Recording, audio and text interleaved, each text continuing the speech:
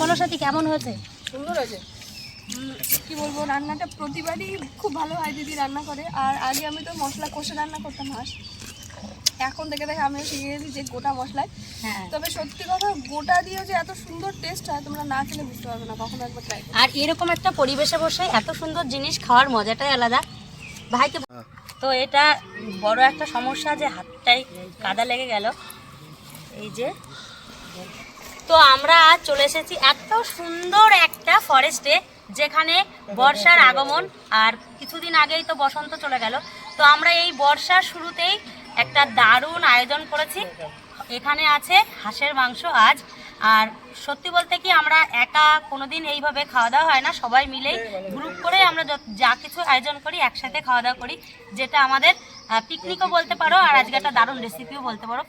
তো পুরো ভিডিওটা দেখতে হলে আমাদের সাথে থেকো, কিভাবে কি আমরা রান্না করি, তার সাথে আমাদের আনন্দটাও তোমাদের সাথে শেয়ার করি। প্রথমেই এসে আমরা ফার্স্টে খেয়ে নেবো মুড়ি মাখা, যেহেতু সকালবেলা ফার্স্ট টাইমে কেউ আমরা কিছু খেয়ে আসিনি, তো আজকে মুড়ি দিয়েই হবে আজকের ব্রেকফাস্ট। তো সবাই 12টার সময় মুড়ি মাখা খাচ্ছি আমরা, এটা হচ্ছে আমাদের ব্রেকফাস্ট। এটা ব্রেকফাস্ট। সত্যি কথা বলতে সকালে গুছিয়ে এসে খাওয়ার কেউ সময় পায় না, তো এখন ববিতা মাখাচ্ছে। আর সবথেকে বড় দায়িত্বটা ছিল আমার, ওই জন্য আমি আরো খেতে পারিনি। আর হাঁসটা ববিতাই পরিষ্কার করে নিয়ে এসছে এখান থেকে না, বনগা থেকে। আজকে যে হাঁসের মাংস হবে সেটা হলো বনগার হাঁস, তাই তো ভাই? এই বড় হাঁড়িতে ভাত বসিয়ে নেব। তো প্রথমেই আমরা রান্না করে নেব ভাত। দেখো এখানে যেহেতু আমরা একটা ফরেস্টে আছি, এখানে কোনো জল নেই, তো বাড়ি থেকে 2 ড্রাম জল নিয়ে এসেছিলাম, সেই জল দিয়েই আজ চালটা ধুয়ে নিচ্ছি। তো আমাদের দেখতেই পাচ্ছ জল কিভাবে ফুটছে। এবার দিয়ে দেব চাল। যেহেতু আমরা আছি এখন 10 জন, তো একটু বড় হাঁড়িতেই চাল বসিয়ে নিয়েছি। এত সুন্দর একটা ফরেস্টে এসেছি, তুমি জাস্ট লোকেশনটা একটু ঘুরে ঘুরে দেখাও। আর এখানে দেখো আমাদের গাড়ি পুরো বাগান পর্যন্ত চলে এসছে, ওই যে। আর পেছনে অনেকটা দূরে এই বাগানটা অনেকটা বড়। তো সবাই দেখো ঘুরতে গেছে, যেহেতু আমি রান্না করছি, তো আমি এখানে রান্না ফেলে যেতে পারছি না।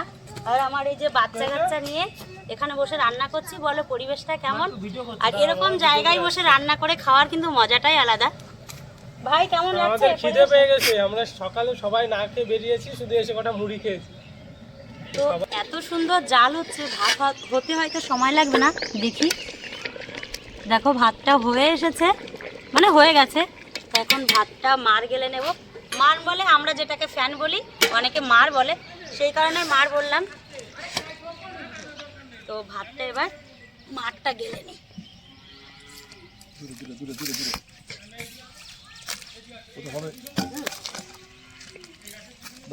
আমি করেছি না না অনেক করে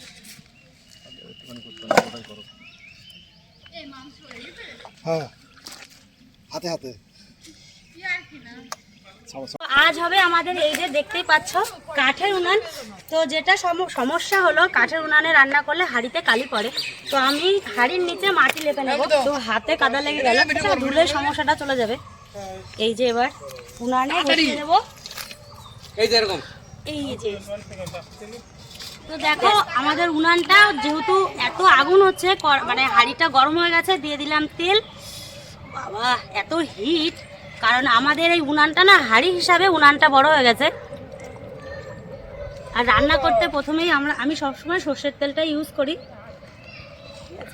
আর এখানে দেখো আমাদের আজকের যে স্পেশাল সেটা হলো এই যে হাঁসের মাংস। তো আজকে হবে এই সোনার হাঁড়িতে হাঁসের মাংস আর পেঁয়াজ। আর যেভাবে আমি হাঁসের মাংস রান্না করি সেইভাবেই আজ তোমাদেরকে দেখাবো। আর যে রান্নাটা সবাইকে দেখাচ্ছি যে পিকনিকে আমরা কিভাবে 10-12 জনের রান্না করি। আর আজ ছিল এই যে দেখো 5 কেজি হাঁসের মাংস, যেটা ভাই বনগা থেকে নিয়ে এসছে, একদম ভাইয়ের বাড়ি পোষা। তো সেই রেসিপিটাই আজকে সবার সাথে দেখাতে যাচ্ছি। তো আমরা পিকনিকে যেভাবে রান্না করি দেখো সেইভাবে আজ রান্না করছি। তো সমস্ত কিছু এরকম, মানে যে পেঁয়াজটা দেখলে কেটে দিয়েছি, রসুনটা গোটা আর টমেটোটা এরকম 4 ফালো করে নিয়েছি। তো আমাদের এই যে মশলা চলে গেল। তো আমাদের এই যে মাংসের জন্য দেখো এখানে আদা পেস্ট করে নিয়েছি, আদা জিরে আর গরম মশলা আছে এর মধ্যে পেস্ট, এটাই চলে গেল।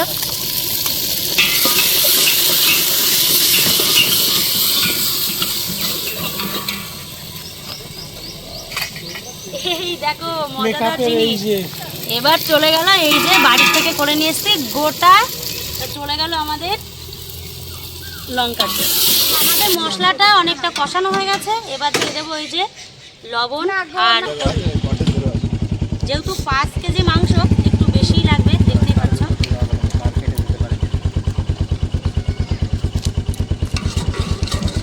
ভালো করে এটা কষিয়ে নিয়ে তারপরে দিয়ে দেবো মাংস। ওহো দেখো, এই না হলে ভাই। আর এই ফ্যাসিলিটিগুলো একদমই শুধু দিদিরা ভাইদের কাছ থেকেই পায়, এই জন্য তো ভাইদের এত ভালোবাসে।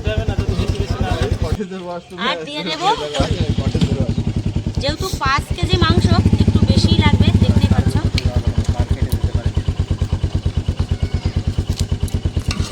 আমাদের মশলা কষানো রেডি, এবার দিয়ে দেবো মাংস। দেখো 1 হাঁড়ি মাংস, মানে যেটা প্রত্যেকবার একটা সমস্যা হয়, আমাদের মাংস বেশি হয়ে যায়, হাঁড়ি ছোট হয়ে যায়। এরপরে কিন্তু ভাই আমি জানি না, আমাকে হাঁড়ি এনে দিতে হবে। দেখো পুরো মাংসতেই হাঁড়ি ভরে গেছে, তাহলে আমি রান্না করব কিভাবে?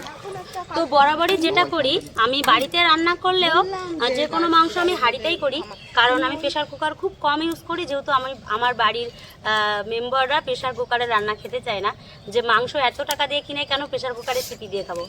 হয়তো বাড়িতে একটু গ্যাস বেশি পড়ে, ওই কারণেই আমাদের উনানে রান্না, যে কোনো গ্যাসের চাপ নেই, টাকা নষ্ট হওয়ার কোনো ব্যাপার না, যেহেতু কাঠ। আর দেখতেই পাচ্ছ এত সুন্দর একটা ফরেস্টে কাঠের অভাব নেই, ওই কারণে আরও ফরেস্টে চলে এসেছি। তারপরে যেটা দেখো, আমি মাংসটা পুরো এর মধ্যে দিয়ে দিয়েছি। এবার যেটা হবে, আমি এটা ঢাকা দিয়ে কিছুক্ষণ স্টিম করে রেখে দেব। যেটা মানুষ প্রেসার কুকারে সিটি হয় সেই কাজটা এখন এতে হবে। তো এটা ঢাকা দিয়ে আমি অন্য কাজ করে নিতে পারবো। তো এই রান্নার টেস্টের কারণে এটা একটু বেশি জল দিয়ে এইভাবে ঢেকে রেখে দিতে হবে। তো এই গরমে বাচ্চাদের জন্য তরমুজ আনা হয়েছে, ওদিকে হচ্ছে রান্না হচ্ছে, আর এদিকে সোনাদের জন্য তরমুজ কেটে দিচ্ছি। তো এরকম গরমকালে বাগানের মধ্যে বসে তরমুজ খাওয়ার কিন্তু মজাটাই আলাদা। লাল তরমুজটা, ওয়াও কি জোরে হচ্ছে দেখো, পড়ে গেল তো সব দিদি, তো এত জোর জাল হচ্ছে।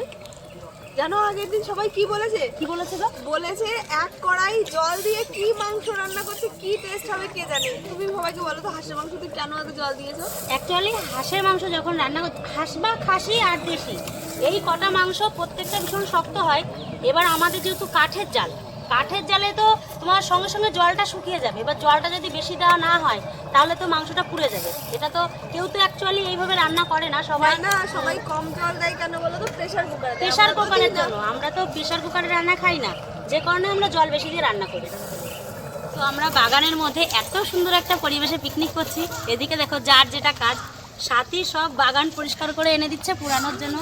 ভাই ওদিকে কাঠ শর্ট করে আছে, এখানে কাজ করছি, মানে এখানে আমরা পিকনিক করতে আসছি, যাতে জায়গাটা নোংরা না হয়, তাই আশেপাশে যা কাগজপত্র টুকিটাকি পলিথিন পড়ে আছে সেগুলোকে দিচ্ছি, ওর পুড়েও যাবে, বাগানটা পরিষ্কার থাকবে। আর এদিকে দেখো আমাদের এখানে কেউ বসে থাকে না, পিকনিকটা এরকমই হয়।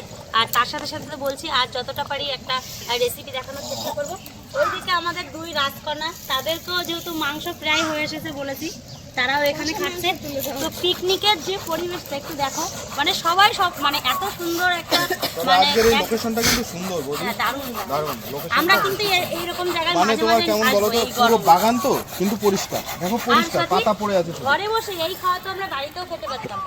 ঘরে বসে কি বলতো, ফ্যানের নিচে বসে খাওয়ার থেকে এরকম একটা মানে গাছের ছায়ায় খাওয়ার একটা মজাই আলাদা। যেটা মাংসটা কেমন হচ্ছে বোঝা যাচ্ছে, এই দেখো কেমন হয়েছে বাবা মাংস? খুব ভালো। খাও খাও। 50% মাংস হয়ে এসেছে। এবার দিয়ে দেবো আলু আর পেঁয়াজ। যেহেতু এটা কাঠের রান্না, আগে দিলে গলে যাবে, তো এই যে আমাদের রসুন আর আলু আমরা শেষের দিকে দিচ্ছি। আর সব থেকে বড় কথা, আমাদের বাড়িতে মাংসতে সবাই গোটা রসুন ভীষণ পছন্দ করে, ওই কারণে এইগুলো আমরা মানে প্রত্যেকটা মাংসতে দিয়ে থাকি। আসো, এই যে আমার মাংস কমপ্লিট, দেখো মাংস রান্না হয়ে গেছে। দেখো ওর খিদে লেগে গেছে, মানে এত সুন্দর গন্ধে কেউ বসে থাকতে পারছে না। আমাদের মাংস রান্না কমপ্লিট, এবার সবাইকে খেতে দিয়ে দেবো। বাচ্চা কাচ্চা সব নিয়ে এসছি, সবারই খিদে লেগে গেছে। তো কালারটা কি কেমন সুন্দর হয়েছে এসেছে, সবাইকে আজ রিভিউ দেবে। কালারটা আর দেখো। তোমরাও বলো, হ্যাঁ কালারটা দারুণ এসেছে, তোমরাও বলো যে কেমন। মাংসটা আমি নিয়ে এসেছি, মাংসটা নিয়ে এসছে বনগা থেকে, সেটা আগে প্রথমেই বলেছি। এটা বোনের হাতের পোষা হাঁস, তাই তো? ও নিজে হাঁস পুষেছে আমাদের খাওয়ানোর জন্য।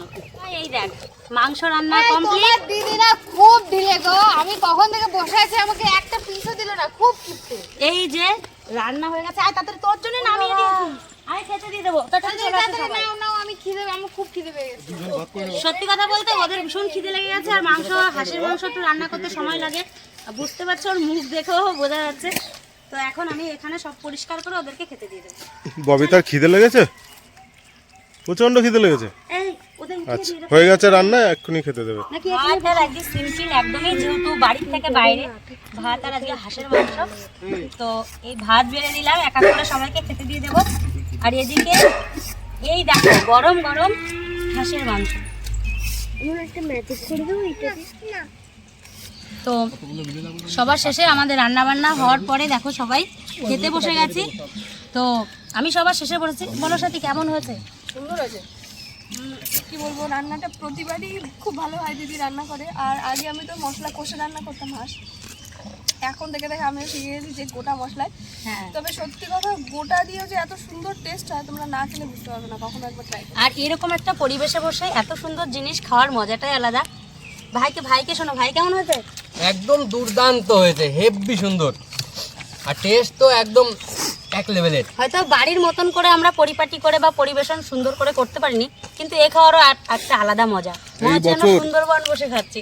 এই বছর যা পিকনিক করেছি হ্যাঁ, মনে সেরা। হয় বাড়িতেও এত খাইনি। ঠিক আছে, এই শশাটা পড়ে আছে, এটা সবাইকে দিয়ে দাও। হুম,